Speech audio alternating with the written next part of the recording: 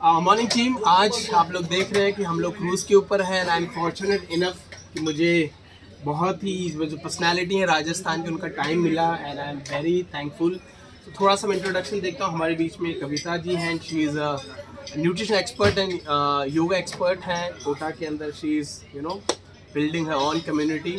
और हमारे बीच में डॉक्टर प्रमोद नागर जो कि कार्डियोवैस्कुलर थोरेसिक सर्जन हैं and one of the top doctors in Kota and he of course he Kota Ratna से भी इनको नवाजा गया है। Very busy profile. सो यहाँ पर मैं डॉक्टर साहब थोड़ा सा आपसे जानना चाहूँगा कि सबसे पहले तो आप अपने बारे में बताएं एंड क्या डिफरेंस आप देखते हैं कि इन एम्बे बिजनेस जहाँ पे इतने सारे डॉक्टर्स की इतने मेडिकल फर्टिलिटी के हिसाब से आप क्या उनको बोलना चाहेंगे and what difference you feel in एम्बे business, और उनको करना चाहिए नहीं करना चाहिए, क्या आपका कहना है? देखो 6 years back when I came into this business, any doctor he doesn't have time from his profession. हम लोग अपने प्रोफेशन में इतने बिजी होते हैं कि हम समय नहीं निकाल पाते अपने लिए भी। तो ये बहुत बड़ा चैलेंज है कि हम लाइफ में किसी भी चीज़ को एक्सेप्ट कर पाएँ, कुछ नया लेके आए, क्योंकि हमारी फैमिली के साथ टाइम निकालने के लिए हमारे पास टाइम की बहुत शॉर्टेज होती है। तो साल में जो कभी होली की छुट्टी हो गई, दिवाली की छुट्टी आ गई, बस उतना सही समय हम लोगों के पास होता है। तो किसी नई चीज़ को लाइफ में इंट्रोड्यूस करना वो अपने आप में एक प्रॉब्लम है। अच्छा, money as a doctor you will definitely be making money. तो हर कोई कमाता है, बिजनेस क्लास के लोग कमाते हैं, Ambani they are making money. तो पैसे का तो लाइफ में कोई क्राइटेरिया ही नहीं है, हर कोई कमा रहा है। और मेरे ख्याल से जितना डॉक्टर्स कमा रहे हैं उससे ज़्यादा बिजनेस क्लास के लोग पैसा कमा रहे हैं। So money is not a criteria. Criteria important is time. क्या पैसे के साथ समय है कहीं पे जो जिसे कमाया जा सकता है? बिकॉज हर एक की घड़ी में 24 ही घंटे हैं और जीवन के साल फिक्स हैं सबके पास। मेरे प्रोफेशन में मैंने बिजी रहते हुए it's the credit goes to Kavita कि हाँ ठीक है, इसने जो भी थोड़ा बहुत समय मेरे पास था ड्राइव इन किया कि हम इस बिज़नेस में आ सकें, और जो भी मेरा थोड़ा टाइम था मैं उसमें समझ सकूं कि लाइफ को किसी और तरीके से भी ड्राइव किया जा सकता है। हम परिवार के लिए भी समय निकाल सकते हैं पैसा कमाते हुए, और बिना अपने प्रोफेशन को किसी भी लेवल पे हर्ट करते। बस हमें ये समझना पड़ेगा कि हमें कितना टाइम किस चीज़ को देना है। हम कई बार किसी एक चीज़ को अपने पूरे 24 घंटे दे देते हैं और लाइफ में ना समय कमा पाते, ना पैसा कमा पाते, ना परिवार कमा पाते। तो हर चीज़ का हम समय दें, अपने प्रोफेशन को भी पूरा एंजॉय करें, पैशनेटली काम करें। 8 से 10 घंटे जो हमारे प्रोफेशन को हमें देने हैं, पेशेंट्स को देने, हम अपनी फैमिली को दिन के 2 घंटे आराम से दे सकते हैं, इस बिज़नेस को दिन के 2 घंटे आराम से दे सकते हैं, और उसके बाद भी हमारे पास आराम से 10 घंटे दिन के बच जाएंगे जिसमें हम और कुछ कर सके अपने लिए। बस हमें थोड़ा सा टाइम मैनेज करने की ज़रूरत है। और रियली अभी तक हम लोग दुबई घूम चुके, टर्की घूम चुके, सिंगापुर घूम चुके, अभी हम ALS में हैं। बीइंग अ डॉक्टर शायद मैं अपने प्रोफेशन में पैसा कमा लेता, लेकिन इस तरीके से अपने परिवार के साथ मज़े नहीं कर रहा था। कविता और हम यहाँ नहीं होते मेरे प्रोफेशन से, मैं शायद कभी सोचता भी नहीं। क्रूज़ के बारे में मैं पिछले 3 साल से सोच रहा हूँ कि हम क्रूज़ पे चलेंगे, कभी घूमने चलेंगे।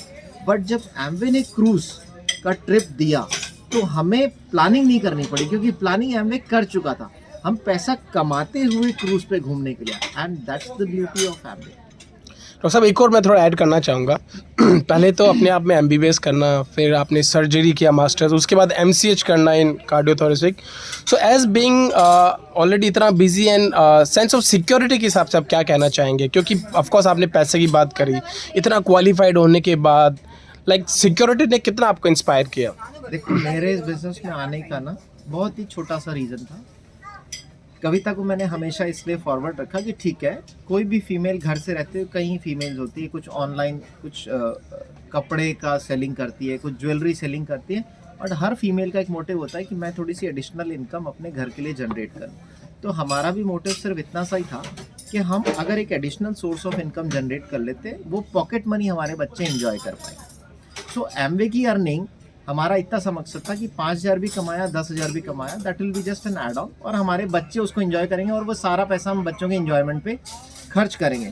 पर हमें ये पता नहीं था कि एक दिन ऐसा भी आएगा कि हम इतना कमा रहे होंगे कि उससे हम एंजॉय कर रहे होंगे। So things become big in Amway, आपको पता नहीं है कब होने वाली है। तो हम तो बहुत ही छोटे से मोटिव से आए थे, धीरे धीरे करते करते चीज़ें इतनी बड़ी हो गई, और डेफिनेटली हर एक की लाइफ में होती है। लेकिन करते करते एक चीज़ समझ में आई कि बीइंग अ प्राइवेट प्रैक्टिशनर मेरे पास कोई रिटायरमेंट प्लान नहीं है। मैं पॉलिसीज़ में पैसा डाल सकता हूँ, and I think this is the biggest policy. आज मैं जो भी कर रहा हूँ 20 साल बाद मेरे पास एक रिटायरमेंट प्लान है, जहाँ से मैं अगर मैं अपने प्रोफेशन से फ्रीडम भी चाहूँ कि नहीं मैं अब इससे ज़्यादा काम नहीं करूँगा अपने profession, still I will be making money with time, and मेरी डिपेंडेंसी नहीं होगी अपने बच्चों पे किसी भी चीज़ के लिए, मुझे उनसे कुछ नहीं मांगना पड़ेगा। In fact I will be giving them till the end of my life.